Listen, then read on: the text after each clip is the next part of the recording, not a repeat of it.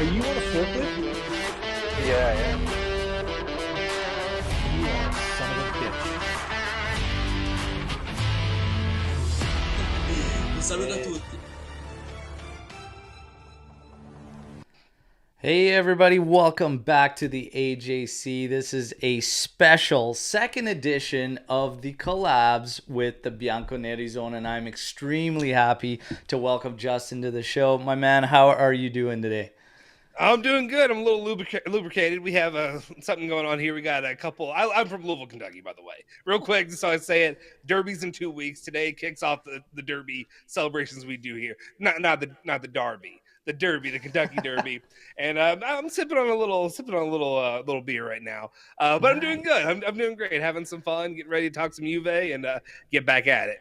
Absolutely, absolutely. So, everybody, we share a lot of the same community, but for those of you who haven't checked out their stuff, they're absolutely great. Head over to their YouTube channel. All right, we're making a point to do this, trying to hit it every few weeks and just have a That's what lot of she said. fun, just a fun, different type of content. This one today is going to be much different than what myself and LA did, which was also great, and we got a lot of positive feedback, which is epic. So make sure you guys head over and follow these guys and subscribe to their YouTube channel. They're doing great stuff as well, and the partnership has been great so far. We look forward to doing many more. And today we've got some good stuff for you. Okay, we're gonna tackle that's right, all our followers, our subscribers, your hot takes and unpopular opinions. Justin and I are going to go through a bunch of them and have some fun. And then, of course, we're going to talk about the current state of Juventus. And, of course, this is the day prior to the big match against Napoli. And then we're going to face Inter. That's right, those damn snakes again for the second leg of the semi in the Coppa Italia. So we are definitely going to finish up with that. But we have a tradition here, and Justin, we're going to keep it alive with you making your debut here at the AJC. We like to find out how everybody that joins us became a fan of Juventus. And the most interesting part with you talking in the green room first is that nobody else in your family cares about Juventus. So how the hell did you become a Juventino? Oh, most of my family doesn't care about sports. Let's be honest. It's a rough living in America, living in Kentucky, which is known for basketball and the Derby, like I was mentioning. But just some background history about me personally. I talked about it a little bit on the channel, but this was a long time ago. Basically, so my family comes from Italian background. I'm guessing is yours as well. Alberto, Absolutely, I'm yeah. guessing, I'm guessing it is okay because not everybody is, so you don't know. So sometimes I had to throw that out there. My family comes from an Italian background. I was really close with my great grandfather. He passed away when I was 10 years old, but his family came from Sicilia. They lived down in Syracuse, and he had grown up there, and then he had moved here, and we somehow ended up in Kentucky, of all places. I mean, he went from great places. He lived in Mexico City, he lived in Las Vegas, he lived in Los Angeles, and then I end up in Louisville, Kentucky. Of all the places to end up, this is where I end up. And then, like, where there's no Juventus fans, but uh, before I get too sidetracked, because I will do that, and I apologize. Ale's very straight laced and serious, and he will talk whatever statistics you want to talk about. I'm more nonsense. This is what you get with me. But basically, growing up with him, he was his family coming from Italy. That was the Italian side of my family that I knew very well. And when he passed away, I was looking for ways to kind of like to still kind of connect with my roots, with my heritage there. And I started watching the Italian national team, the Azzurri, and I got really into them. I remember in a few of the games, obviously, throughout. He passed away in 2000, just to be clear. And it was overtime, in 2004, and then in 2006 was when it was kind of like that's when it really started to I guess head ahead for me as watching that team. And I had no idea. I didn't know much outside of just watching the games whenever they came on. And living in America, like I just thought soccer was only played every 2 years, like or 2 or 4 years is what I thought growing up. Yeah. And with that, we go in and we watch the World Cup, and I had no honest expectations because I didn't know if Italy was, at that time at all. I had no idea how good they were. And then you end up watching that team, one of the to be all-time great teams to watch, and some of those players. I fell in love with a lot of them. Obviously, it was because of Del Piero, and more importantly, probably more Buffon throughout the competition because he got more playing time throughout all of that that I really fell in love. But I also liked Pirlo at the time, and I liked Gattuso too. So there were a few teams I started looking at, and after they won that, the Italian pride's coming out. You're enjoying it, and I kind of sit back and I'm like, I knew about the clubs, but most of the clubs I knew were all, when you were growing up here, you hear about Real Madrid, Barcelona, and then you hear about the EPL. And that's what kind of thing. Yeah. The Italian teams, I'd heard of Milan, heard some of Inter. It's weird, the history that Juventus has, that it's not as well known, I feel like, in America. Like, if that makes sense, compared to maybe it's Milan and the UCL, especially at that time. More recent there. But I was going through it. And because my family grew up and was from Sicily, I think also on that team there were a lot of Palermo players that year. So it was, I was looking through it. It was between Juve, Milan, and Palermo, and I went through it. And it's just because of Del Piero and because of Buffon, that's what won me over, and that's what made me pick Juve. Not even knowing the history there, I didn't know. Like usually, I'm kind of an underdog guy. Like here locally, Louisville, Kentucky basketball, I pick Louisville. I don't like Kentucky. Like, and they're like viewed as the blue blood of all the sport. Yeah, I usually pick the underdog. I didn't realize that I wasn't picking the underdog, but also I picked it during the season where they kind of were because they went to City B and all the Calciopoli stuff that fell out through there. That's kind of exactly like our team member Lou, who joined after the World Cup. He started really following Juventus because of those players and that national team run and everything. And same thing, I said, what a time to enter supporting the club right when we go through the banter era and just like the roughest patch period. So, hey, that's the time to earn your stripes as a fan, and you did so. So congratulations. We've been through that together, and we can always bond on that. So there you have it. I'm going to count it as that. And that's what, back then it was like half the time you didn't see any of the matches on TV. And so you can see some highlights and go online, especially here. We don't have, any of the, we don't have Rye or any of that in Louisville, Kentucky. We don't. But like, so I had that. And then the way I was doing is like going on ESPN or whatever and looking at the score, the box score and whatever they had, through every game. And I didn't know what City B was at the time. I had no idea that City B was not, the lead, whatever. I had no idea about. We don't have relegation here either, so I didn't know what relegation was. So, I will say that it wasn't as difficult because I had no idea what I was doing at the time. So, but yeah, I was gonna say you could imagine a fan, and for me it was the early '90s, how that Serie B thing could hit. And how hard that patch was and whatever to see that, just getting into it. I always say, like, you still earn your stripes and you rode it through. And obviously, we can all revel in what we saw with the 9 Scudetti run and whatnot, the doubles and a couple Champions League finals that, damn, I wish at least one would have ended out differently. But hey, it's going from the 90s and then seeing that, it's a rough spot. And that is kind of going to bring up in some of the questions that we have later on. And we should probably just get right into it because, like I said, this show is going to be a fun one. It's hot takes, unpopular opinions, put out a post, probably had like 70 come in from followers, subscribers, and whatnot, and some interesting stuff. We're going to kick things off. Are we going to say their names? Are we going to call out the people with the bad takes? No, we're not. And the reason is because they've come through multiples. So the ones we've kind of chosen have come through multiple. And we're just going to fire it out in that sense rather than put somebody just on a spot. So we'll just roast our opinions of who we agree with and not the actual individual. Yeah. And if somebody wants to roast anybody, hey, we put ourselves out there, roast us. So whatever, we'll fly at it. We're going to have some fun. The first one, the manager discussion never ends at Juventus, and it hasn't ended for 3 years now since Max Allegri first went down. But this has come in from many on hot takes, unpopular opinions. Conte is the manager we need right now. Sign the papers, get him in here. How do we feel about that one right out of the gate, Justin? You want me to go? You want me to take this one head on? Take this one head on right out of the gate, and I'll jump in. Here's the problem. I feel like you're going to roast harder than I would because that was my perspective not that long ago. Like, the reason is I look back at his history. I looked at the things that Conte has done. I remember his time at Juventus. I remember how it ended. Trust me, I remember how it ended. But the one thing that I could say is every single time he builds a foundation and that team can continue on to go on to success. And that's what I looked at. And then you got the Tottenham kind of disaster that happened this season.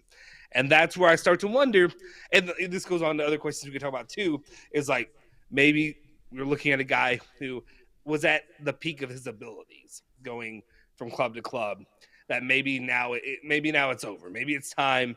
And I think right now I'm kind of in a spot that either you look at a guy that, there's the rumors out there right now of Zidane, of him actually potentially wanting to come to Juventus. We'll see if that happens. We'll see. I'm going to be a skeptic until it happens. I will be. But at the same time, I'm also kind of in a spot, especially we've seen the retreads. We've seen what happens with players and the retreads there and the retreads of Max Allegri and how that works out. And I can speak here locally, and I apologize, guys. I talk to what I know. And most of you don't give a damn about the University of Louisville football team. That's fine. That's what I know here locally. I've been talking sports radio for the last 4 months or, 5 months or however long doing it here locally. So I apologize. I'm going to go to it. Bobby Petrino was a coach that was amazing when he came to Louisville the first time. Had them potentially knocking on the door to a national championship outside of the one game. And then he left. They bring him back, similar like Conte or Max Allegri. And we got a Heisman, we got Lamar Jackson. That's great. But outside of that, it was a disaster. It was awful. There were personal things going on there, things that I don't want to talk about that are a little sketchy. That you just I don't know that I don't know if you want to bring that kind of I don't know if I want to say like a cancer in kind of, and that's what I kind of worry about. Like right now is if you bring Conte in with all the history and all the things going on currently, if it's just a recipe for disaster, and I kind of feel like it could be. Yeah, so when I think about Conte, I could see both sides of it, because I will say this. I agree with, in a sense, that we do need a manager who has a clear, defined plan, a clear structure, a clear set of organization, because I do believe first and foremost, this team doesn't need a manager. They need a coach. They need to be directed. That's what's lacking the most, in my opinion, when I look at this Juventus side. So I do agree with it in that sense, that he is the right guy for that. But we can get that with other managers. That's how I feel. You can get that. So I believe we need that from Conte. But do we need Conte? My ultimate answer is no. And the reason is because short term. We can't go through another short-term spell. We don't need him to come in, lay a foundation, whatnot, because for the most part, during the last little bit here, he's leaving teams in a state of disarray, regardless of what he brings in terms of organization, structure on the pitch and whatnot. The way he's been leaving clubs now for the past bit is actually leaving them a little bit worse off. It took Inter dumping their pockets completely out and screwing themselves over ultimately to get him that title. Not only that, 2 years or whatnot, we need something more stable that we could build through, especially because of the fact that we have probably one of the best talent pools we've seen at Juventus as far as youth are concerned, pretty much ever. In all these young guys and whatnot, you want somebody that comes in that could do all that could stay with them and continue to just progress everybody together, and you can have something incredible. The biggest thing as well, highlighting what you did, and that's just stop looking to the past to find the answers and solutions for today. Fresh ideas, fresh minds, fresh thoughts, everything. Freshen up everything. I don't want us to continue to chase what we had before. And Max Allegri, while I'll admit I thought it was going to be a hell of a lot better than what I thought it was going to work. I did not see it failing. I did not see it failing. Like when you look at the defense, at least defensively, I thought you were going to have a really reliable squad. Sorry, I didn't mean to interrupt you there, but that's all No, I it's was gonna fine. say. It's fine. Is it was when we started the channel, and I was over here like, okay, that's good, because at the time with Pirlo, I was terrified because I thought that they weren't going to make the top 4, and I was like, come on, bring Max Allegri in for the last 3 games of that season because I thought we needed it. I'm a dumbass. It happens, but like at the same time, like looking back at it, it's I guess I shouldn't be shocked how bad it is, and I'm also trying not to lead into questions that we have down the line that are going to associate with this. But at the same time, like it's perplexing to me, like the me a couple years ago now to where we are now, to where we are right at this moment. It's a complete 180 from what I expected from Max Allegri. Exactly. It's just nobody could have predicted it being this bad. And I will say, like, us on our channel, while some didn't want him back, still thought ultimately we would get the job done. But some predicted this type of football that we were seeing before he was leaving. And you have the split amongst fans about whether it was the talent pool and we should have just refreshed the roster rather than get rid of Max and everything. But I'm kind of done now, I think, in going back to the past. Players can kind of open up that question as well, because people say, well, how come, you were okay with Pogba coming back and whatnot if you don't want to go back to the past? Well, I also understood financially where we came to. And you have to look at that. Look at our moves. They were freebies. They were freebies that were coming on salaries, Di Maria, Pogba, and whatnot. And we were bringing in Fagioli, who had gone out on a loan there. We really only spent on Bremer because we had to, because we were losing De Ligt and Kostic. Outside of that, the team spent next to nothing. And talking to Romeo Agresti and having him on our show last, this Mercado is going to be the same. It's going to be a very weak one, he says, for Italy in general. But he doesn't expect a lot happening in terms of Juventus as well. But going back to the past at a managerial point, I'm not so sure that's the way. And with these players, here's another, I think, a point nobody's really looking at when they're talking about Antonio Conte. It's my final point on the Conte discussion is we literally just heard about an interview a few days back with Giovinco, of all players, but he was there for the Conte era at Juventus, and he said, we were ecstatic once Conte left because we had been run ragged and we were completely the lemon was squeezed completely. He said, he drained whatever ounce of muscle, strength, fight, whatever that we had in us. It was so demanding on the roster that they were actually happy about that once he moved. When I look to this roster, and people might say now we're babying the players, but I don't think they're the players capable of taking that type of demand. That's not a knock on these players, but it's more in a sense that, because at one time I thought we need this guy, we need a drill sergeant, we need someone that can make these guys warriors. But in another sense, I don't think they have enough leadership to be able to withstand that. And if we're seeing mental fragility, essentially, quite a bit with this roster, I don't know if we want to go to that extreme immediately. Does that make sense, what I'm kind of saying? Oh, you're muted or something. I'm not getting you. Is that better? There we go. Is that better? Sorry, I was coughing and I didn't want you to get that on the thing. I tried to make a joke with the fragility. I would say that, a little fragility, if you will.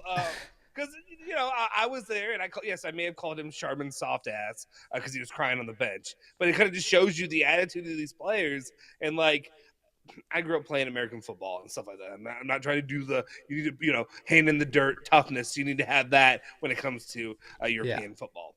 But I want to say in American football, hand egg, whatever you want to call it. Whatever people don't like that. But it's also a generational thing. Again, I apologize. I do this on the same thing with our channel. I go to what I know We had a guy named Rick Pitino, who was also a Paisan, coached Louisville basketball, and he was one of these kind of guys. He wore you down. He wore your ass out throughout the beginning of the season, because then you'd be strong by the end of the season and you'd be able to make a run or do whatever you need to do. It is funny. You look at this generation though, and it does feel like they're not capable or not built to handle these kind of personalities with coaching. Like they need somebody to kind of baby them up a little bit. We've seen it a lot here lately, especially in American football or whatever stuff. You have guys who love them up. And that's the kind of one of the things that I wonder is that, like, I have such a disconnect from that kind of mentality. It's like, I almost, like, it makes me question, like, how do you win with that? Because it's been done for decades of be hard-nosed, that's how you play the game. I don't mind it. I don't have a problem with it. And I could see some saying because these guys are in this state is exactly why we need Conte to come in and bring that. But I am starting to disagree because I don't see enough leadership on the team to combat it from the player's side. And if it's too heavy one-sided from the coach, rah, rah, rah, and you don't have a little bit of a gathering of the troops on the player's side, I see it being too one-sided and not succeeding. I think there was a perfect mix when Conte came in. As far as the roster goes and the guys that were still around, those personalities, guys that were larger than life at Juventus that were there amongst the roster, changes everything in terms of that scope. The way I think we can get around it is the coaching side. And I think if these guys, I think they can become ready for a manager to that extent if we get the coaching, the organization, and the overall performance and the confidence in their play achieved first. And if they gain that, then all of a sudden, mentality, you're already strong because now all of a sudden you have a sense of belief in what you can do on the pitch.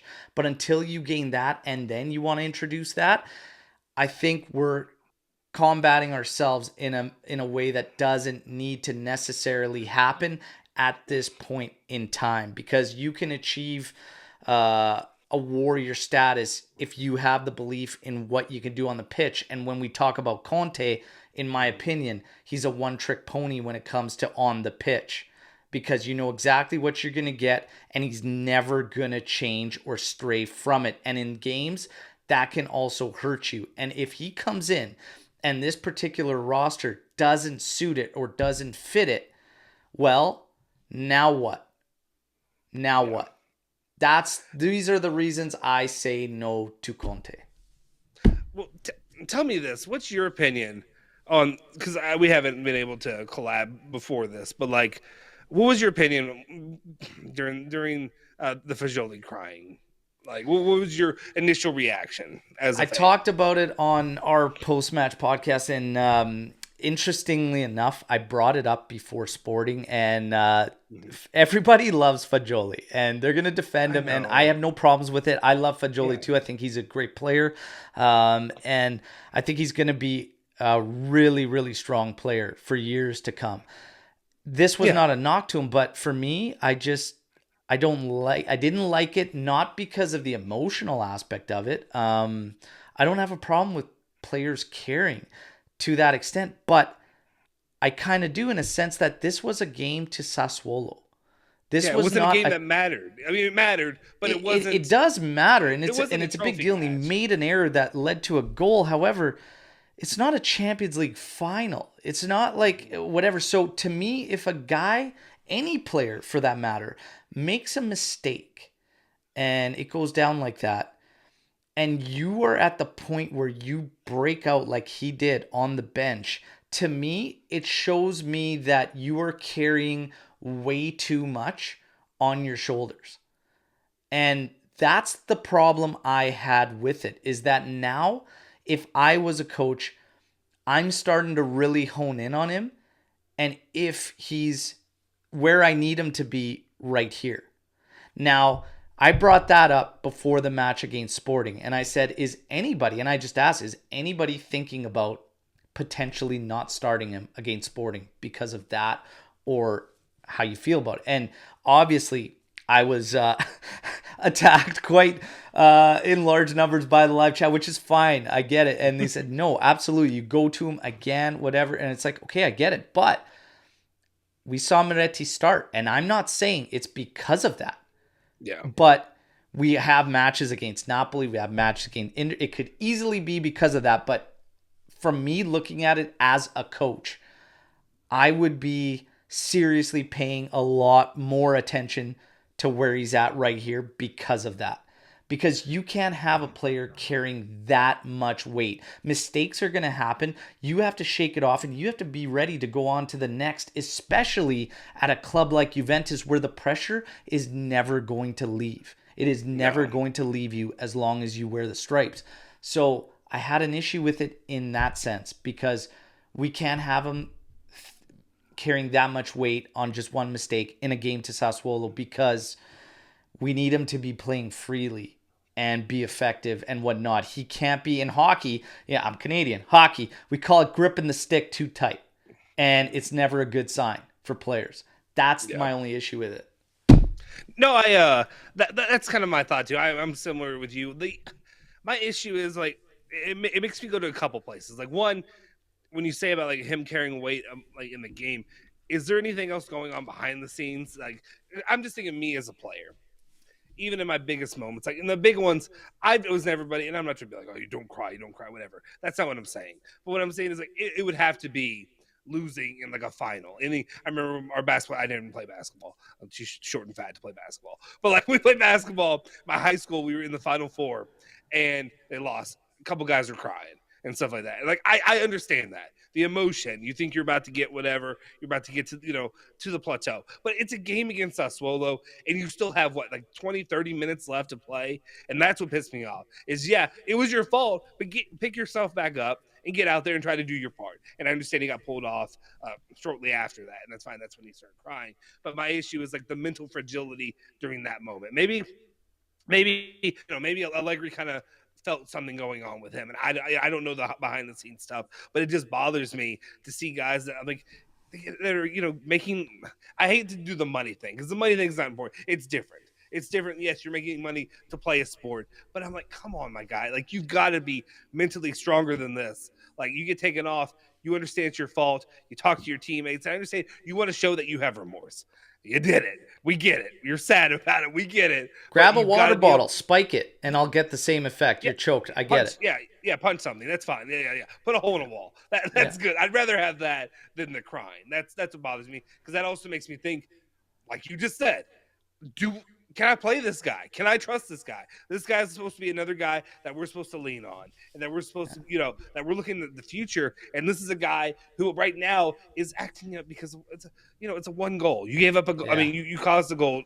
I don't know. I just have so much frustration. I don't want to take a lot of time talking about Fagioli. And I know everybody loves Fagioli. And it did divide Juventini, that whole scenario. It is what it is. Some feel a certain way about it. Some feel fine. I think some protect players, which is also okay too.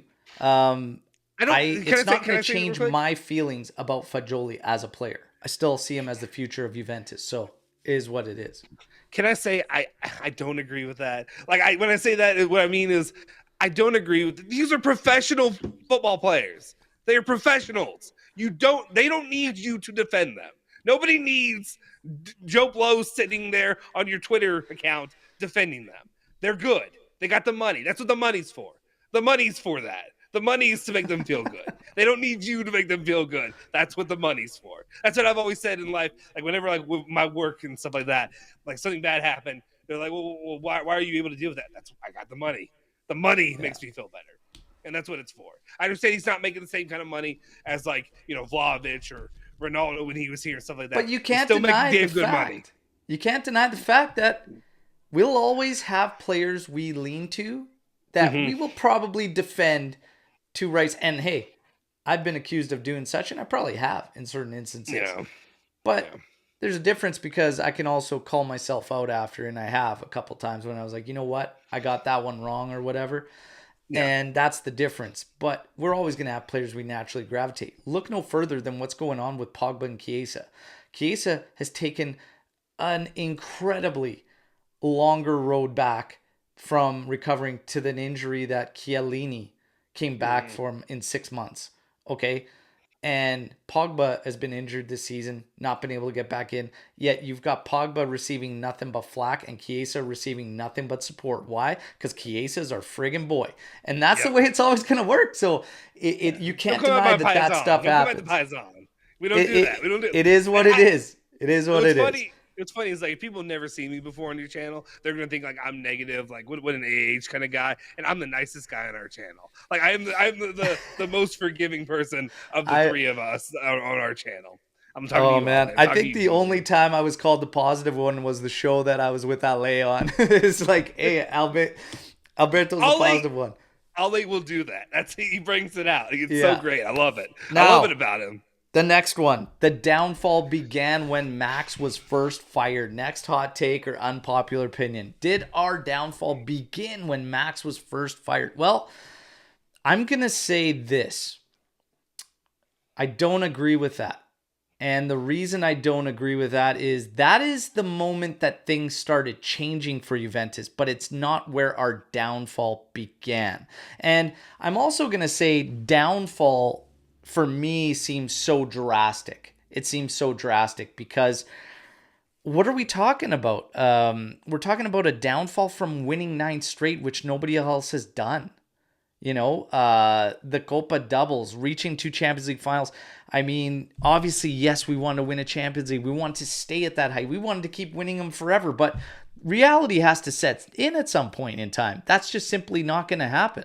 If you thought Juventus was going to win Scudetti from now until the end of your days, I apologize. I mean, we all wanted it, but realistically, not going to happen. Was never going to be the case.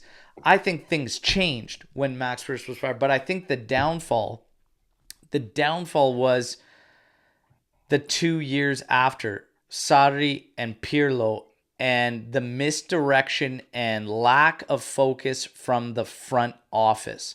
So I do not say that it began and that Max leaving the first time was the first sign of it. I think it changed there, but it was the misdirection because it was all coming down. Paratici with Mercados that were all flash, and that's about it. And a lot of patchwork and us unwilling to actually commit to what we wanted to do. Did we want a new brand of football? Did we just want a coaching change? What did we want through all of that? Because we ended up with Max back and going full circle. And things are not better with Max yet. So I attribute the downfall to the years past and the lack of direction from the front office. How do you feel about that? I agree with you to a point. I think the question, the wording of it, because the wording of it, they put you at a specific moment, which is the moment of his departure. I would disagree with that and say it happened before it. It happened during the season, throughout that season. That season, that's when it all started. You start to see a lessening of the product of what you're getting from Juventus.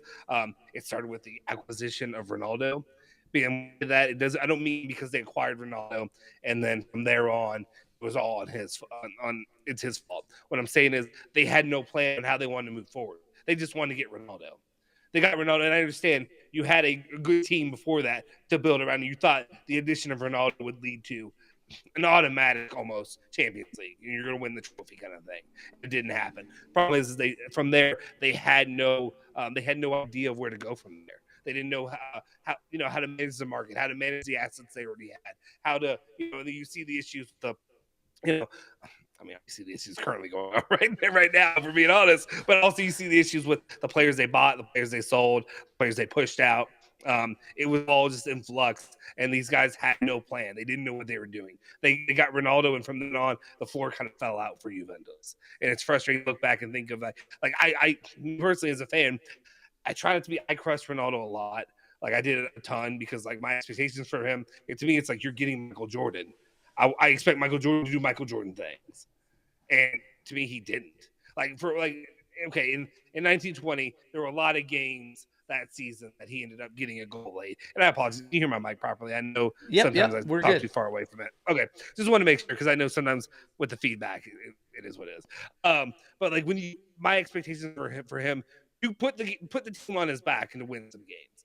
And a lot of times he didn't do it, especially after that season. So there's the Ronaldo aspect, and then there's the coaching aspect. You bring in Maurizio Sarri. You didn't let Maurizio Sarri do what Maurizio Sarri does. You didn't let him get his guys and give him an opportunity to really set up shop from there. And then you're so quick to go ahead and bring in Pirlo, but then just as quickly you're ready to move on from Pirlo and then bring back Max Allegri. So there's just so many issues. There was no clear plan. Like they had nobody in there planning for the future. That's what frustrates me. It's like I don't want to call them idiots because they're not, but you know what I mean? Like, and what are you doing? I'm gonna lay this on you too, because I want to see your reaction and whatnot. Because when we talk about Sarri and Sarri not getting another year to follow up and players he wanted, which some Juventini were lobbying for and thought he should have got that. Little Birdie told me this, and it was that Juventus, it was a done deal with Pep Guardiola. It was a done deal. Man City was going to be facing sanctions, and everything was done. When Man City became cleared, that's when things fell apart.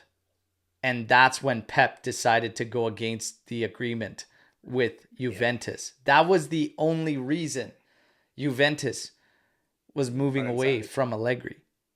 And they fell back on Sarri. And Sarri was actually like a plan D, not even like a plan B or C. Like he was well down the ranks. And they fell on that. Agnelli never wanted Sarri there. And knowing that, it kind of leads me right back full scale to how management is the downfall. And the downfall began those years after, because if you are going to move away from a manager that's been around as long as Allegri had been, you better be damn sure the next guy you get is who you want. You have to be damn sure. Now, for me, if I want to put it to an exact point, and you can definitely talk about transfers, and we have another unpopular opinion that we're going to bring up that is related to transfers. It's coming up right next, and this could kind of tie into this where we started to really struggle. But if you're going to move away from manager like that, you better be damn sure you get the guy you want. And Pirlo, while I don't think he did a bad job by any means, considering that's the first job he ever took as a manager, he should have never been put in that scenario. So for me, that is 2 seasons that you have completely wasted. And that was wasted because of management. You didn't have the guy you wanted to come in after Allegri, and you brought in an absolute green rookie in Pirlo. And you did so probably knowing that the fan base would cut him and you guys a ton of slack because he's a legend. That's my 2 cents on where things started to really break down. That's why I don't tie it necessarily on because of Max being the coach and moving away from him. It's what we did after. Yeah, I think that goes to what you were saying and what I was saying, kind of a balance of when you have guys in leadership, when you have a board, or you have, your sporting director, like they have you don't just have a plan, you have a backup plan and a backup plan to the backup plan, and from then on and then on. If that's what it was, I want to know what B and C were before you got to D, which was Maurizio Sarri, who again, I mean, he's done some nice things. Even look at Lazio this year. Right now they're in second place. They're doing fine. And I just, my issue is this. I'm trying to make sure I don't say anything blasphemous. That's why I'm stopping myself a little bit short. But it's to go look at everybody in that room and to say, yeah, if you don't, dot your I's. I was about to say dot your T's. Dot your I's and cross your T's before you move on. This is what you end up with. And this is like, and I know, I understand how great it would be to have Pep Guardiola right now. I've seen what he's done. I get it. But was that worth it? I actually think we'd be in a worse state if we actually did go through with Pep Guardiola coming in. Why is that? Right now, because of his demands and us financially and where we were at, there's no way we could have done what he wanted as far as a roster. So I think we would Yeah, have that's been in a true. worse spot. Yeah, more than likely. But I mean, it's all. I mean, we're all conjecture at this point. That's Now, the only issue I have with this is. And sorry, I just keep going back to, like, I keep going to every step. And then one thing I want to ask you real quick. Sorry, the Pirlo thing. When they brought in Pirlo, my question to you, and this is a thing that's been going on with a lot of different sports. It's not just soccer or football. It's happened. I've seen it in basketball. I've seen it in football. Where guys right now, the hot thing is to go toward a former player or get your guy, get a Juventus guy, get a whatever guy. And every single time I'm like, that's so stupid. Like, to me, I would rather go get the guy who I think is going to be the best coach. If Pirlo is the guy you think will be the best coach, that's fine. And Pirlo maybe have done Juventus a favor by coming in that season. But to me, it just never made sense. I'm like, the fallout, if that doesn't work out, to me is much worse than if it works, because you're ruining you're risking ruining a guy's legacy with a club.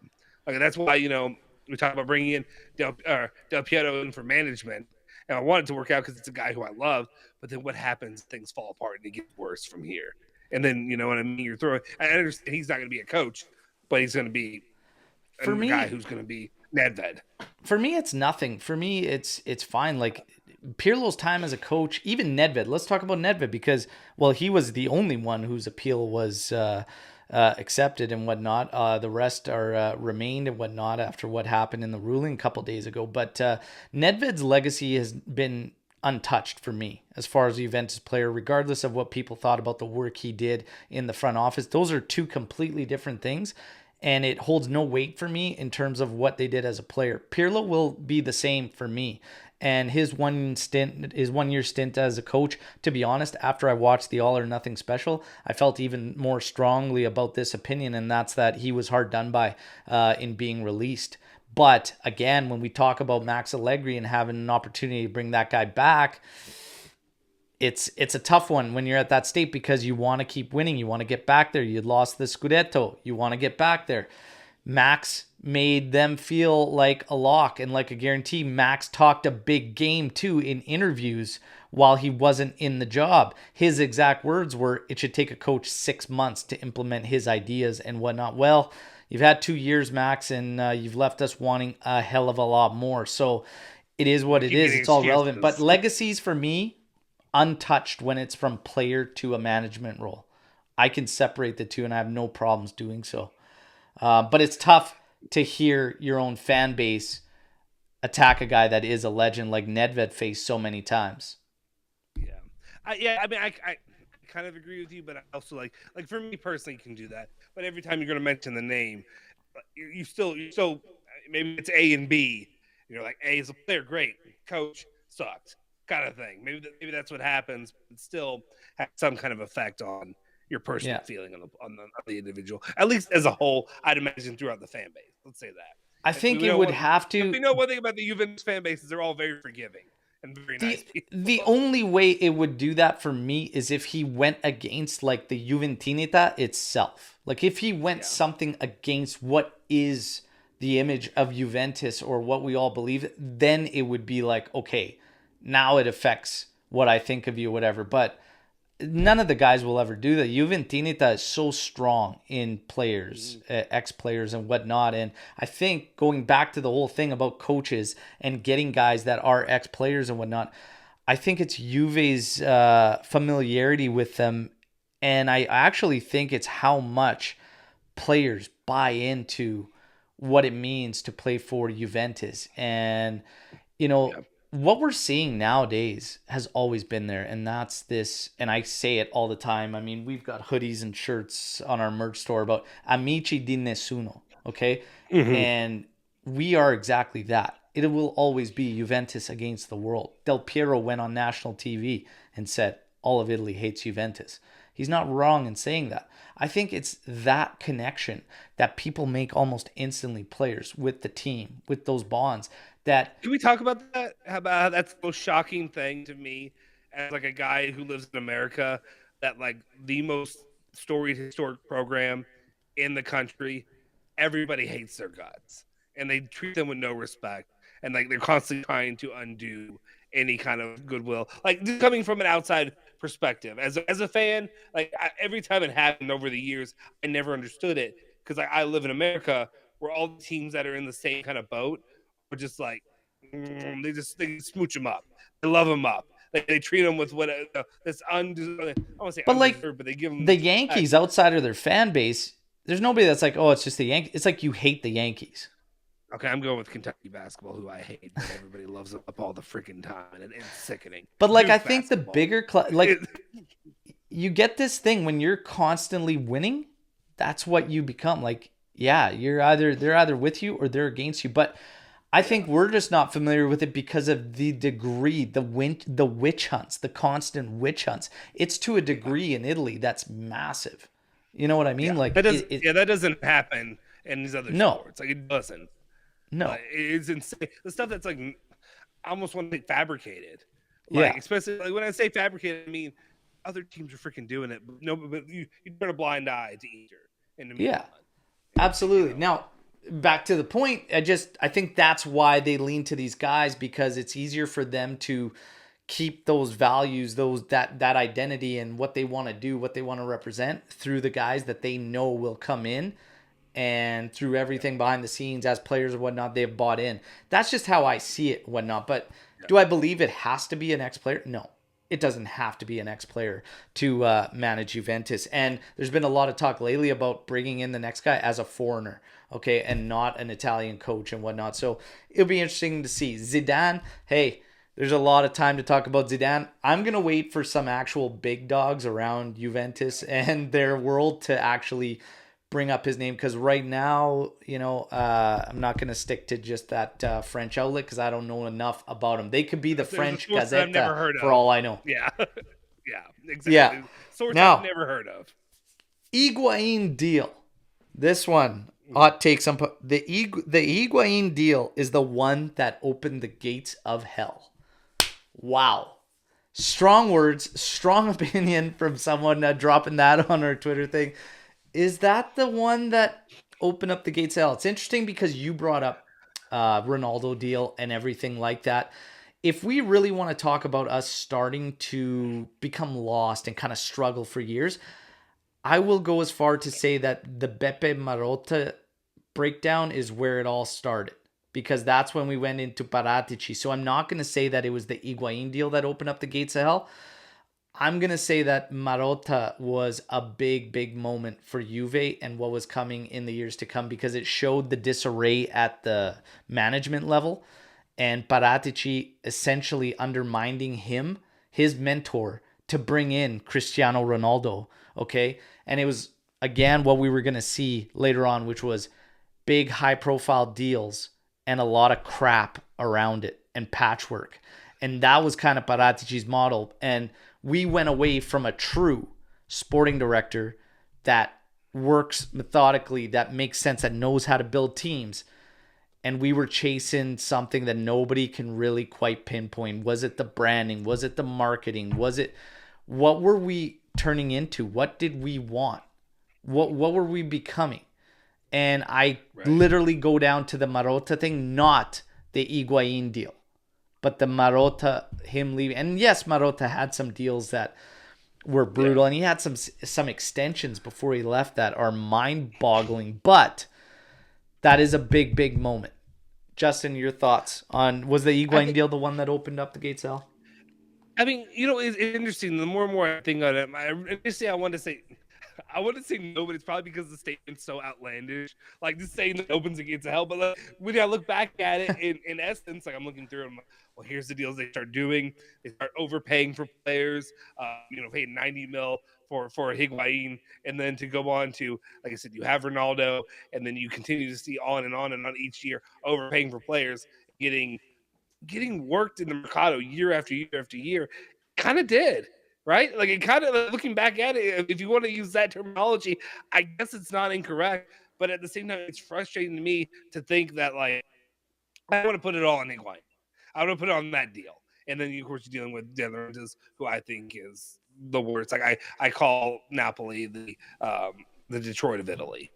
but that's more my experience when I was in Napoli. I didn't have a great experience. It was more, let me get to Capri and let me get going. That's what I was trying to do. But at the same time, it's so hard to take that out of context. You don't cut stuff, so it's okay. I was like, okay, there's something that I make comments, and I'm like, that could sound bad on my part.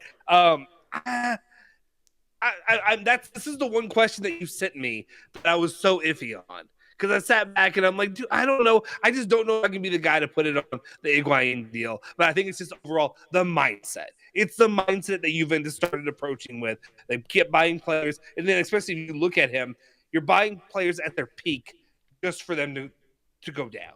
And that's the issue. And I think right now, that's why so many people are so hype on the idea of bringing in young talent, young players, because you want to get them at their peak. You don't want to bring them in right after they met their peak, and then they'll have a solid season or two, and the next thing you see is a fall off, and then you're trying to pedal them off to whatever merchant, team that you can find out there. Because like I'm looking at right now, when that was Capo Canieri year, I think that year at Napoli, right before he came.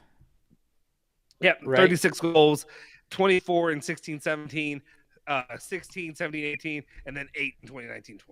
And just to see his fall off from there, it is. But of course, he was in 18-19. He was at Milan for a little bit. Yeah, so overall, it wasn't the same player that you purchased. And that's where my issue comes, is they continually seem to go after guys that are at their peak or that have they hit their ceiling, and they can only go down from there. I think. And I also, sorry, real quick, I just also wonder if is that Vlahovic.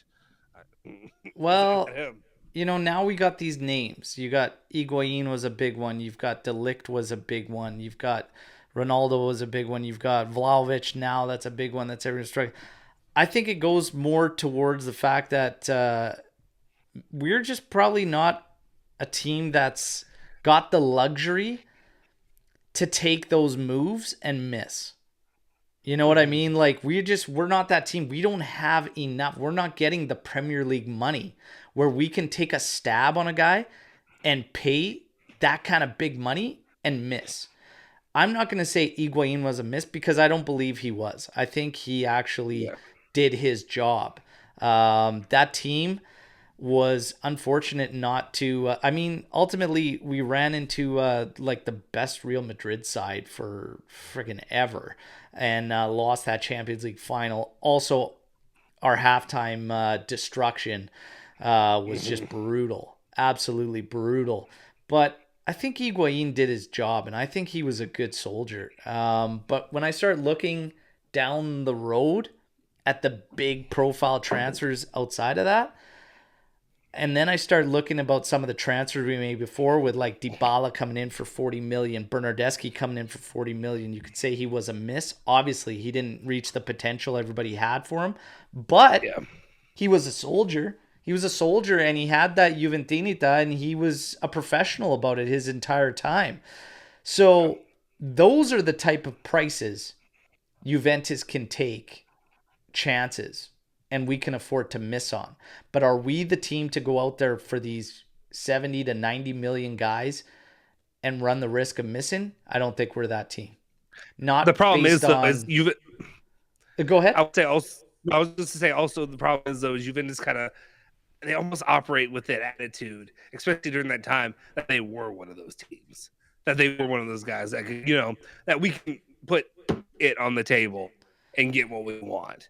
And that's, I think that also influenced a little bit the way I thought as a fan. It's like, okay, not only that, but just guys, and that's the thing, is trying to be that guy, and we probably stretched ourselves. We stretched ourselves beyond our means. We obviously did so. When you looked at the financial books in the past couple of years, our mercados have become just trying to figure things out on the books and just make them right, and dropping salary, dropping wages, rather than potentially focusing on who we need and the roles we need on the pitch. When you go back to some of these deals, Quadrado coming in on like a 1.5 million loan. We had Alexandro we brought in on 26 million euros. At one point could have sold him for 60 and passed up on that and whatnot. You've got Mandzukic, who came in for like 20 million euros. Sami Khedira on a free, and Paulo Dybala on 40 million euros. That's a mercado that makes sense for Juventus. Couple freebies in there, no big splashes, and you kind of move along. Then you have Miralem Pjanic the following year, 32 million.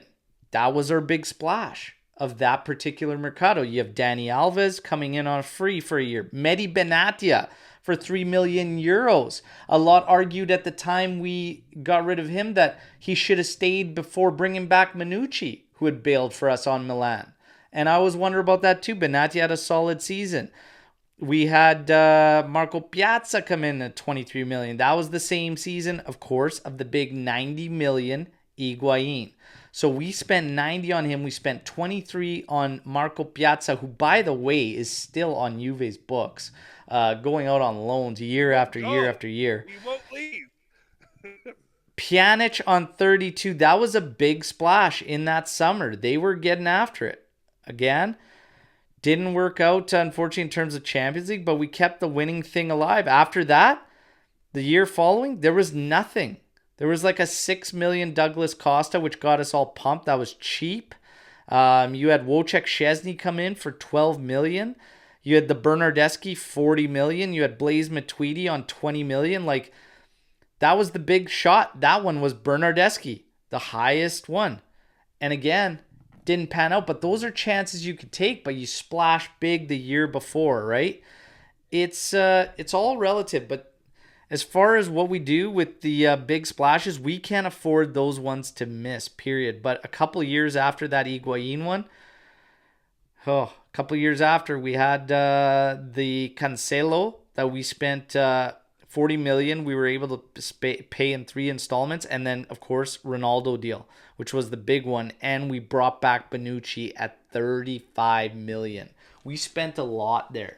And this is what I mean by stretching. We definitely stretched ourselves out those years. If you look back now on the money we were throwing out there, that's a big stretch, man. So I can't pinpoint it to one move. It ultimately comes down to strategy and what you're trying to do. We then turned around and sold Cancelo and Spinazzola and left ourselves with only Sandro. How much do you take this as like the way I kind of view it more is like it's a mentality thing, and I almost want to call it an imposter syndrome, where Juve wanted to act, and me as a fan, I wanted to buy in and believe that they were this level of club. You know, you're viewed as the top Italian team, the top Italian club. You are, head and shoulders with the guys in the EPL and the kind of money that they're spending, and that you have the backing that can afford that, and we didn't. And we didn't. And that's why you're looking at what we're sitting at right now. And now they're trying to claw their way out of this hole that they dug themselves by trying to have these players that they were hoping, if you had just one season where this will work out, and then they can actually win the Champions League. And they got close. They got close twice, but. Now, the point of bringing all those numbers, showing up all those sales for me is that I don't pinpoint it to a specific deal, but what it shows us is that they were spending a lot of money on guys that had there's no resale. And we're hanging on too long, and we're still ultimately shooting ourselves in the foot. So it's not just because we spent 90 on Higuain. It's the fact that we got to a point where he was still around and we saw nothing out of it on the flip side. We brought back a Bonucci for 35 million euros. He's still at the club. We're not going to see a flip side to that deal. We got Cristiano Ronaldo came in for all that. We were never going to see the flip side to that deal. We just saw out of it. You can't keep doing that. You have to have guys that you can move that have value. So some way, whatever's going on, to me, the biggest thing is that we are not getting value out of our moves. But when you look at the sales, it's young guys. It's like young guys, unknowns that we were making sales on that were actually producing good money. And then, of course, it tallies up, You've got deals for Pellegrini at 22 mil. Romero was a 30 mil. But Romero arguably should have been staying around. When you're talking and looking at a again, guys that we probably could have held on to. And sorry, those were acquisitions we made. I'm talking about sales. 15 million for Orsolini. Rogerio, 6 million. These are the deals. These are the kind of sales we were making. But ultimately, that's not going to recoup for you splashing hundreds of millions and having nothing at the backside of it, right? So it caught up to us. That's the big thing, not the Higuain deal. Now, Juve reached its peak in the 90s. This is another hot take, unpopular opinion. It will not get back there unless there's a change of ownership. Oh, man. That's a dangerous line. That's a dangerous line to cross, but, I mean... Why? So you're... Because of the Agnelli celebrating their 100th anniversary this year? That's true. I mean, it's true. I mean, yeah, okay, maybe it's not dangerous, but I think there's an appreciation for the past and what they've done with the club. And with the club has been. Maybe I was going to say is, but I'm not going to say is because it's not about is. My question is, okay, who are you selling it to? I mean, trust me, I'd be happy to have that oil money. Oil money, come on, like bring it on in. Bring it on in. If we could be the next, that's fine. We want to be I don't want to be PSG. But if we want to be the next Man City or whoever, that's fine. We can do that. But my question is, like, I mean, would I know this isn't part of the question. It's not about if they would sell. It's that the personal opinion is they want new ownership. Does it not feel like it would be selling your soul? Does it not feel like you'd be selling your soul? It is, and that's why I've hated PSG and I hated the clubs like that, because it's just like, it's the oil money thing. It's like, you got some sheik out there coming with his money. You can go buy whatever. I mean, we'd be having Donnarumma right now, and players like that at the time I wanted really badly back then. And instead, you're stuck with the mess that we're in, and then the players that we're allowed to get. The mess. I mean, I'm so frustrating to me when I think about this. I'll tell you right now. I'm also somebody who I have to realize sports are soulless. Sports are soulless. It's not like you can't have morals and values if you want success anymore. That time is gone. Like that's an old 1930s mentality. That that the good old days of sports. Go try your hardest, and if you put in the effort, yeah. You do the hard work. You roll up your sleeves. Then you're gonna have success. That's not the world we live in. Now it's you get that oil money. That's what you do. I don't know how else to put it. For me, I'll tell you right now. Like, it does feel like selling your soul, because it's what you know. It's the club. It's how you're brought up. You know the history of it. It's special because if you try to think of another club that's been owned by the same ownership for 100 years. Tell me, good luck. It's crazy. It's a special story. It's a part of who makes us. It's a part of what makes us who we are. It would be like selling your soul. It's also hard to not accept the instant ability to do something to catch up to all those other teams and being able to go up there. Okay, superpower. But are we not going to be able to get there like we peaked in the 90s? I have to instantly disagree, simply for the fact because we're coming out of a decade of 9 years straight winning, reaching 2 Champions League. I mean, we obviously didn't peak in the 90s because we got there again, and we did so with that ownership. We have lost track and lost sight, and again, I've kind of selected these in a sequence to kind of try to illustrate what's been going on. And when we look at the transfer strategies and everything like that, and financially where we've gone, we've lost track and lost sight of who we are. I think we can easily get back to where we were. They just have to get it right now. They're doing the right things. They're taking the right steps. But it's just going to take some time. And when you win 9 straight, your patience is about this big, your patience level. Okay. What do you prioritize? What is your bar for success? Like as a Juventus fan, like where do you put your eggs in your basket? Like because like I can understand the idea of the '90s because they won the Champions League, like because you won it then.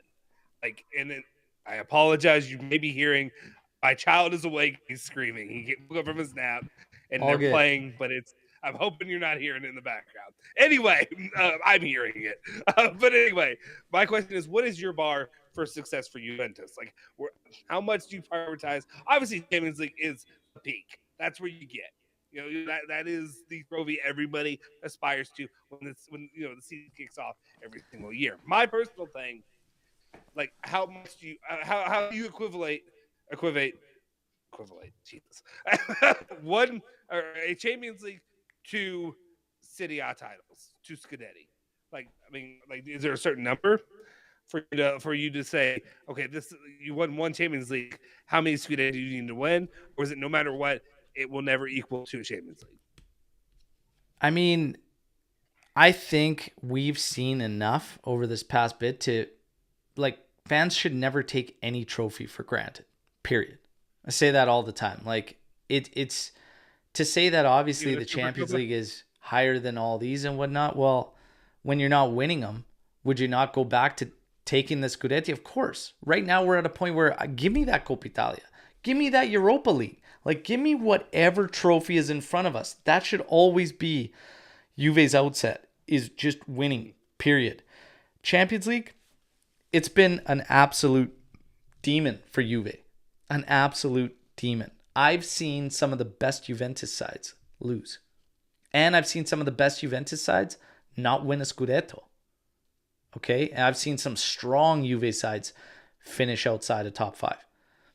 It just, for me, I don't think changing ownership is what has to happen for us to get back to who we are, which is being those annual contenders domestically and getting back into those consistent rounds in Europe and making those knockers. Like, to say that it will only come from a change of ownership, I don't see it. But maybe somebody's thinking more towards the game in general, the football world, and where these teams are coming from. However,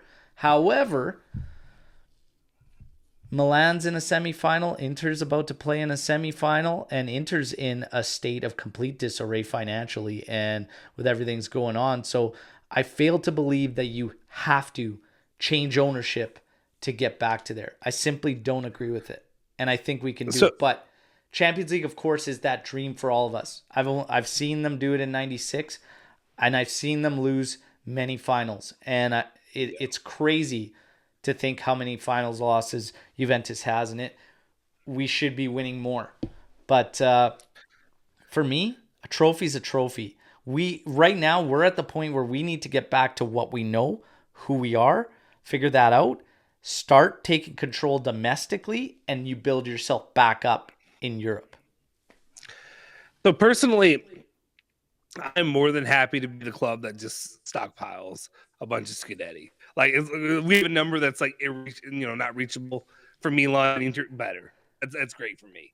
I'd love to see them win a Champions League. It's going to be a while before it's. So I keep hearing the kids scream, and I apologize. It's distracting. But my issue is this. Like, okay, that's my question to you. So at the beginning of this, when we started doing this podcast, I told you about my history as a Juventus fan, the reason I'm a fan today. How important to you is having Italian ownership of this club and being one of the clubs, probably at the end, one of the last few clubs that will actually be Italian? You've seen Americans buy, multiple clubs, and you've seen how this thing is panning out. Does that really appeal to you that much? Is that a value of yours? It doesn't really matter to me, I'd say, because like ultimately for me, like the personalities, the players, everything, like it all comes and goes. What remains is the club, right? But what if a change of ownership brought a change in values? Yeah. we started to see something a bit different. What if a change of ownership? You know what? Fino alla fine, that's not our thing. Nah, we're going to go this route or whatever. Like, what? What are your values? What are your values as a fan? Like, I'll tell you mine. Part of it in the Agnelli family, it appears in recent history, has aligned with this when it comes to me. Like I said, I told you, my connection to Juventus and to the Italian national team has to do with my heritage. I am one of the few guys on our channel that when I talk about it, when there's a really good Italian player, I want them. I want those players because that's what appeals to me. I love being able to see Juventus players play for the Azzurri and to see them have success. To see, I know Bonucci is Bonucci, but to see Bonucci and Chiellini and the performance that they had in the Euros, I talk, Del Piero and Buffon for the World Cup. That's important to me. Yeah. It would be a game changer if you bring in, whoever, oil money club or whatever, or oil money guy who brings it and just starts bringing in whoever the hell he wants. But you're winning. And you're winning at a high level. Like, I used to ridicule Inter sides of the past that only had 2 Italians on their team. I used to ridicule them. I said, like, here's one of our big 3 out of the 3-headed snakes in Italy, and they barely have Italian players on their roster. They had 2, and guys were on the bench.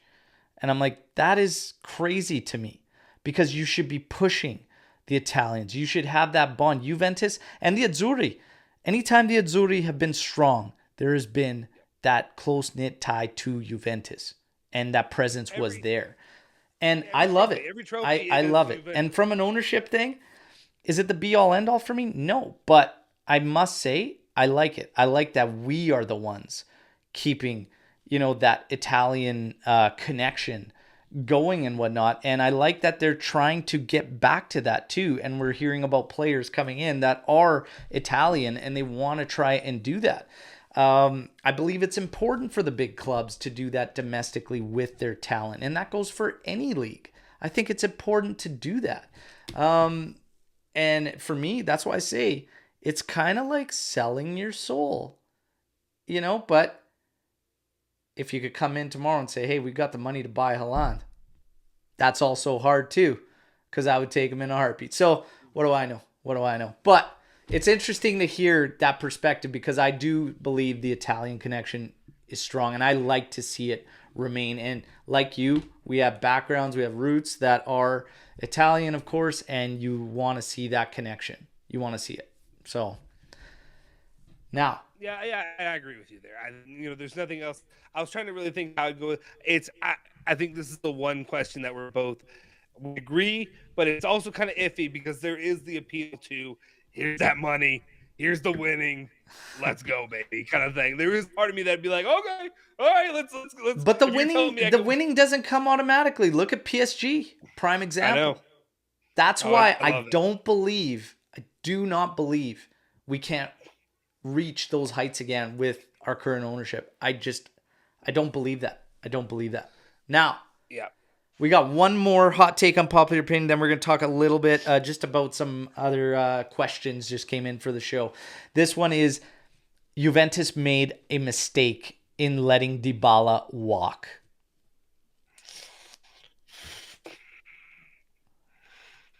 Oh, Did Juventus make a mistake letting him walk? It's difficult for me. I don't know your opinion on this one. I don't know what it is, but like me, I kind of want to say yes, but like at the time, it's different. It's different because it's all perspective based. At the time, nothing told me that there was any reason to continue with Paulo Dybala.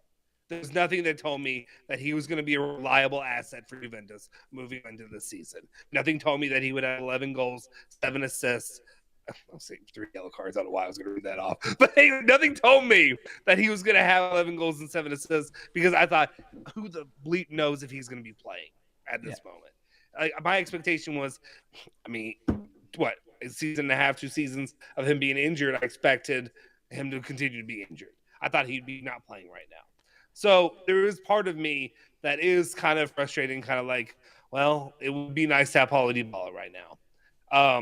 at the time, no, I'd say at the time the decision made sense. Yeah. But for right now, looking at what we're dealing with Juventus right now, and a player like that would be integral to the success of the club right now, because we're Yeah. anemic as hell. I am tending to lean on the side that no, Juventus didn't make a mistake in letting him go. And the reason I say that is because I can't help but go back to the fact that this guy had 3 years to accept top 25 money and turned it down and kept wanting more and more and more. So performances aside and everything, and the two team, like the club and the player, could not find agreements. And it got to a point where his physical health, for whatever reason at Juve, was just not there. And you can only look and judge based on what is happening for you. I always say this when players go and they play elsewhere and they're accomplishing things, whatever. I don't even care. I don't even care anymore because it goes back to what happened with us. All that matters to me in making a decision is, and this goes even in business, even in management and whatnot, in personal dealings. It's like, all that matters to me is not what happens afterwards or what happened before. It's what's happening in the moment. Paulo Dybala couldn't stay fit. Paulo Dybala didn't want to accept the money put forth. Period. End of discussion. And I love Paulo Dybala. Everybody knows how big a fan of Paulo Dybala I was. But I do not think they made a mistake. They didn't. And we could talk about Dusan Vlahovic coming in, and everybody is ripping him a new one for the lack of productivity and everything like that. But still, it doesn't make what happened wrong. You could talk about what's being wrong is the fact that we moved around from Dybala. This is how I would think about it in my mind, is that we moved on from Dybala and we took a shot at a high-priced young prospect when we financially are not set up to take a stab at a high-priced young prospect. Because if it doesn't work out, like what we're getting now, we're in trouble. Because our big team's going to come knocking? Probably. Are we going to get the value we should? Probably not. Probably not based on performances. That is more of a detriment to me than the fact that we moved on from Paulo Dybala. So, ultimately, no, I don't think Juventus made a mistake. Because honestly, there was too much going on at the time. And you have to make decisions not in anticipation of what can happen. Nobody's got a crystal ball that says, no, Dybala's going to go to Roma, he's going to score whatever many goals and be this key catalyst, whatever. It's like, okay. And the other argument could be like, he never reached the levels we needed out of him at Juventus. And the argument could be made that he is a perfect player for Roma and not Juventus. I don't think Juve made a mistake. Here's my difficulty with him is, I think it's one of how much do you value when it comes to a player, like the personal investment, like that's your guy. Like you have like some kind of it's a stronger bond or an agreement with a guy who Paulo Dybala was getting to a point where it felt like he was I don't want to say it's so vomit worthy to say like it's in his blood at this point. It felt like Juve was in his blood at some point. Like that's what it felt like. It felt like, people were talking about captaincy, people were talking about him as a leader, people were talking about him, all these different ways to talk about him. And then there were also the issues with a guy going after his money. He was demanding high wages. And here's my issue is I'm not going to be a guy to crush people because they're asking for high money. Like that's what this game is. When you play in professional sports, you're able to make a kind of money that is generational. You can set up your family, and you can set up your family for like I said, 2 years down to be taken care of. I'm not gonna crush somebody for that. As long as they're reasonable and maybe it starts out unreasonable, but you can come down to a number that makes sense in the end if you want to make it happen. that's my one issue. That's my one thing that I come at when it comes to Paulo Dybala, where I'm kind of like, why, why? There's some frustration of why it couldn't have worked out, and why that I'm kind of like That's where I would have put a little bit more eggs in that basket of trying to retain him for a bit longer. Does that make sense? Like there's a connection there. And that's why I think the reasonable thing is the key there.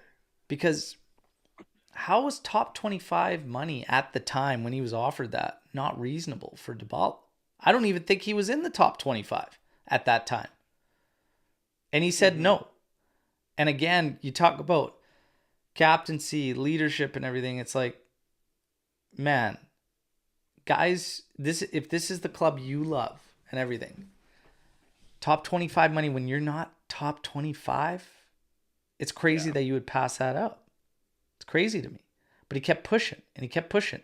And I don't blame Paulo, but I blame the weak representation he's always had. Always. Notorious for it. And now he ended up taking significantly less and ended up having to take a risk because his health hasn't held up to go through a season with Roma. And potentially now he could be looking for another deal and whatnot. But when we let him walk, there wasn't people coming around knocking with the money anywhere near what we were talking about with Paulo.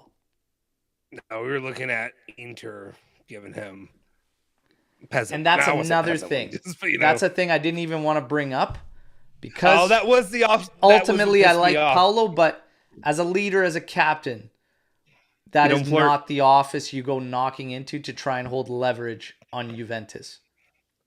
Simple as that. The only forgiving part for me was that because Beppe Marotta and because of him being there, that there was that personal relationship. It's still, you don't go. You're a more forgiving man than I. You're a more forgiving man than I, because I wouldn't do it. No, I get it. I was pissed off at the time. I think it's just, I'm a little lubricated and it's been a little bit. I can move on. That's there you go. We'll do that. We'll leave it there. Now, top four. Let's say these are questions that came in for the pod and whatnot. We got 2 questions and we're wrapping up here. Top 4, okay, and we win Europa League. How would you rate this season out of 10 if that's what we get? Here's my personal opinion.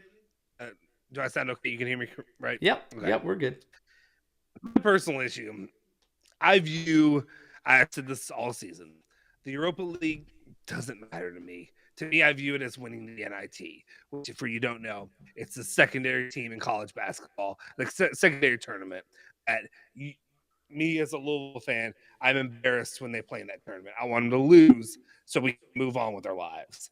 Like winning that trophy and going home and bringing that trophy in and putting it on the shelf would almost be embarrassing to me. That's how I view it. Like, I'm sorry, I don't know how to say it. I understand trophies are good and trophies are nice. It changed. It's shifted a tiny bit now that they're winning, and I'm like, well, we're not winning, but they're proceeding. They are proceeding on. Now I'm like, well, I guess go ahead, win the damn thing. But that trophy I don't put a lot of value in it. I just don't. Like, to me, you're Juventus. That's how we think of the club. I think of it like we put Champions League trophies. Europa League trophies can be in the background. So top 4 in that, I view it very slightly better than the last 2 seasons we dealt with. So not good. I mean, I like a scale of 10. You told me a scale of 1 to 10, right? Yeah. 6.5. Like it's me. So, I mean, I'm honest.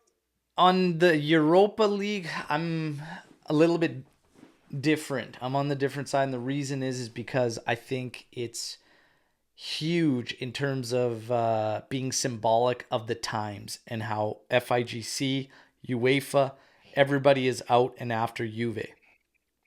Yeah. Now, while I normally agree with you in terms of, this is not a competition Juve sets out for at the start of any season or anything. However, we find ourselves in this scenario because we are a team that's in transition.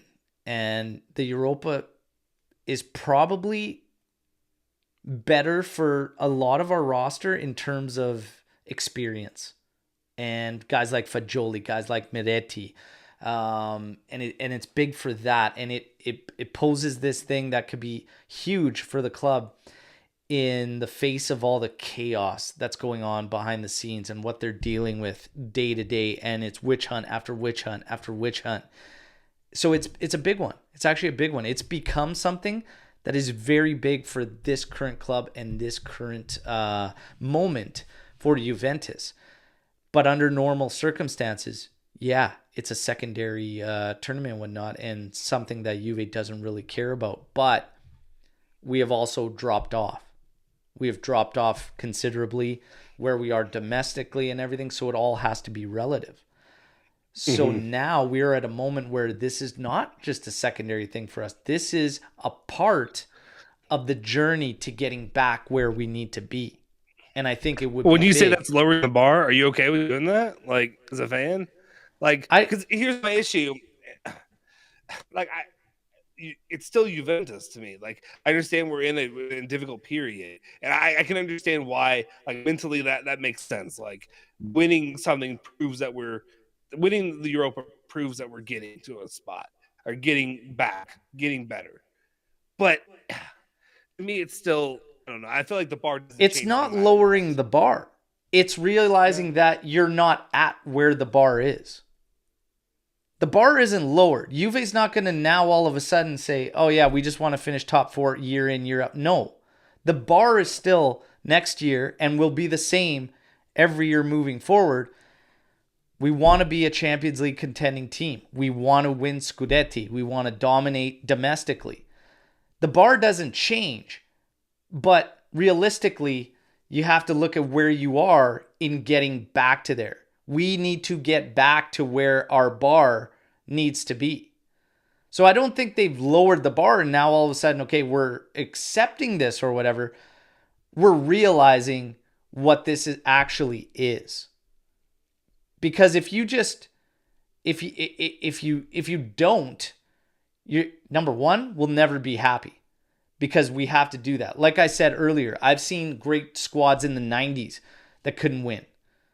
So to me, does that just make it all disappointing? Whatever they do achieve is nonsense. It's garbage. No, it wasn't Champions League. Whatever. No, like there's still great seasons. There's still great moments along the ride. It's part of the journey.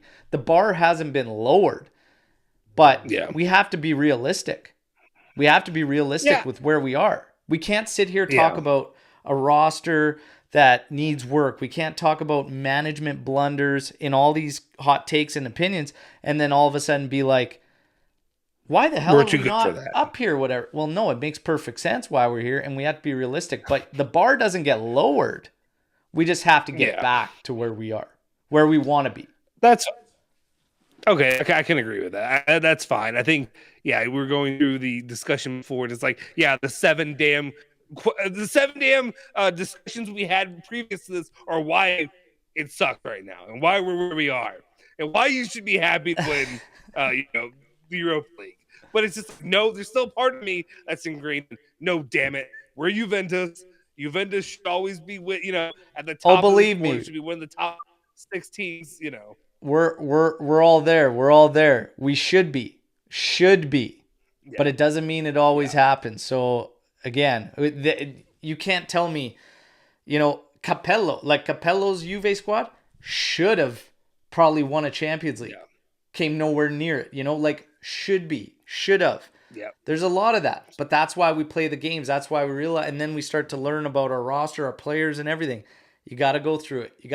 If I had to rate that season top 4 and a Europa League win with the circumstances that we're facing too, I would actually put it probably a 7.5, somewhere in there, given what the team has had to overcome this entire season. I think it would actually be a big positive if you could swing the Europa League during a year where it looked like we weren't even going to win a game at the start of the year. So it's all. I love that we just had this discussion to be a half a point apart from each other. Yeah. I love at the end that I was like, I'm like, no, damn it, it's not good enough. And you're like, it is good enough because this is where we are. And I'm like, 6.5 to 7. it's a fine line. It's a fine line between the two. But That's brilliant. But when you're saying 7, it's still that's just recognition. Like it's still not good enough. Like come on. Yeah, it's no one's gonna say, "Hey, this is a 10." No, it's not a 10. Nah. It's 7.5. But Yeah. last and certainly not least, Dusan Vlahovic. Last question that came in for us: 90 million euro offer in the summer. Take it or leave it. Dusan Vlahovic. I've been saying it's hard. Every single one has been difficult, but really, I don't feel like this one's that difficult. I mean, the problem is it's always going to be the regret of what could be. But if you're going to tell me 90 million for Dusan Vlahovic, given the output that I've seen from him for Juventus for the last season, I'm probably taking it. I think I'm taking it, and anybody who's seen me on the channel when we were talking Milik, I did the fake vomit thing because I did not like Milik. I did not want Milik, damn it. I didn't. And I was bleeping wrong. Because what I've seen from him, I've liked it better than, 60, 70% of the time, more than what I've seen from Dusan Vlahovic for Juventus this season. And that's not even, you can't even compare. That's apples to oranges when it comes to the amount of money you're spending for the two players. Yeah. And what you're getting out of them. I think, given the situation with Juventus, I want Dusan Vlahovic to work, but if you're going to put 90 million in front of me, I'm probably taking it, and I'm probably saying let's continue on, let's move on, and see where we can go from here. Maybe you can go get Skamaka. I don't know. Oh. Just kidding. I'm kidding. That was a joke. Does it? Being serious. Yeah, I mean, it is. Now, but yeah, probably taking 90. Everybody knows how I roll here. I like to have fun and whatnot. Now I'm going to twist it just a little bit, because I like to do that.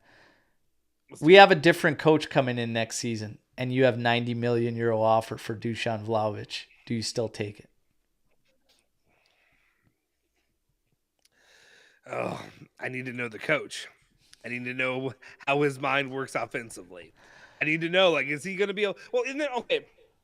The problem is, also we've seen the coaches we've had the last few seasons, and there's so many issues going on with the club that it's a systemic issue when it comes to the makeup of the team, the lack of creativity, the lack of scoring.